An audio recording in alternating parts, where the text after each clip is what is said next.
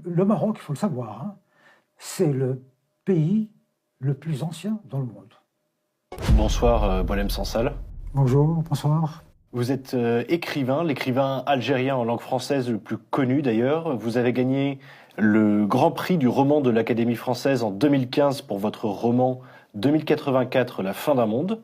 La relation entre la France et le grand rival de l'Algérie, qui est le Maroc. Le Maroc n'a pas été colonisé, mais il a été quand même sous protectorat français pendant plusieurs décennies. C'est un pays qui n'a jamais pratiqué de repentance, qui a réussi à endiguer l'islamisme. Alors c'est loin d'être une démocratie à l'occidentale, bien sûr, ça reste une monarchie. Mais est-ce que vous pensez quand même que l'Algérie devrait s'inspirer un petit peu de son rival marocain parfois? C'est une longue histoire. Le Maroc, il faut le savoir, hein, c'est le pays le plus ancien dans le monde. Le Maroc existe depuis 12 siècles. Alors, la France existe depuis 1000 ans. Voilà, donc il existait dans la forme actuelle, hein, donc sultan. Donc c'est un vieil État. C'est un vieil État qui a toujours été très puissant. Et il a colonisé toute l'Afrique du Nord, quasiment jusqu'à l'Égypte, et il a colonisé l'Espagne. Et là, c'était un État, un empire, jusqu'au Sénégal, très très très puissant. Et bon, voilà. Et puis il y a eu l'effondrement de tout le monde musulman à partir de l'invasion des Mongols en 1280, et puis l'effondrement, l'éclatement de l'Empire en petits royaumes par-ci par-là, et puis la colonisation arrive. Voilà. Alors, la France n'a pas colonisé le Maroc, pourquoi? Mais parce que c'est un grand État. C'est facile de coloniser des petits trucs qui n'ont pas d'histoire. Mais coloniser un État, c'est très difficile. Par exemple, si l'Allemagne avait voulu coloniser la France, elle n'y serait jamais arrivée. Parce que c'est un vieux pays, constitué. C'est pas possible. On peut l'occuper momentanément, mais pas le coloniser, c'est-à-dire lui enlever sa culture, en mettre une de rechange. C'est impossible.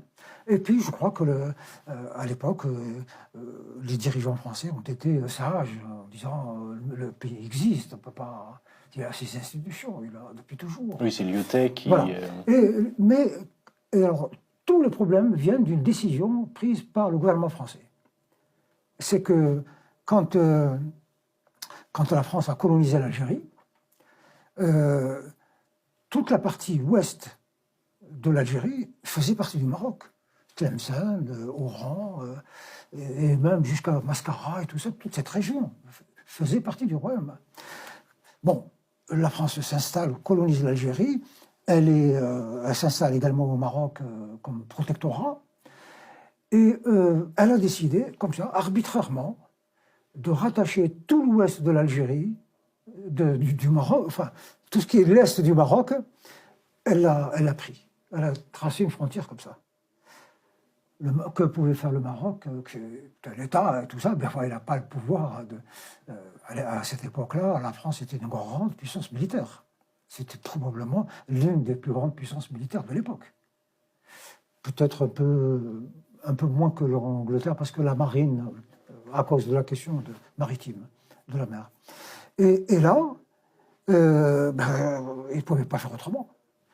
Lorsque les Algériens, en 1954 et même un peu avant, commençaient à militer pour l'indépendance et tout ça, quand la guerre de libération a démarré, donc en novembre 1954, les activistes algériens ont pris contact avec le roi du Maroc pour les héberger, les aider diplomatiquement, financièrement, et puis leur permettre de créer des bases militaires où on s'entraîne. Il leur a dit, OK, mais à une condition, moi je vous aide sur tous les plans, mais à l'indépendance, vous me restituez nos territoires qui ont été pris par la France. Et les Algériens ont dit, OK. L'indépendance arrive. Entre-temps, l'Algérie est devenue pays communiste, derrière il y a Moscou, et les Russes ils ont dit, bon, vous êtes où? Nous, on est prêts à vous aider. Le Maroc s'est rallié à la France et aux Américains, c'est un pro-américain, c'est votre ennemi. Et donc, du coup, on a... Mais avec toujours cette méfiance, puis cette haine, ils nous avaient promis. Ils nous ont promis qu'à l'indépendance, ils nous restitueraient les terres que la France nous avait volées. Et là, ils nous ont menti.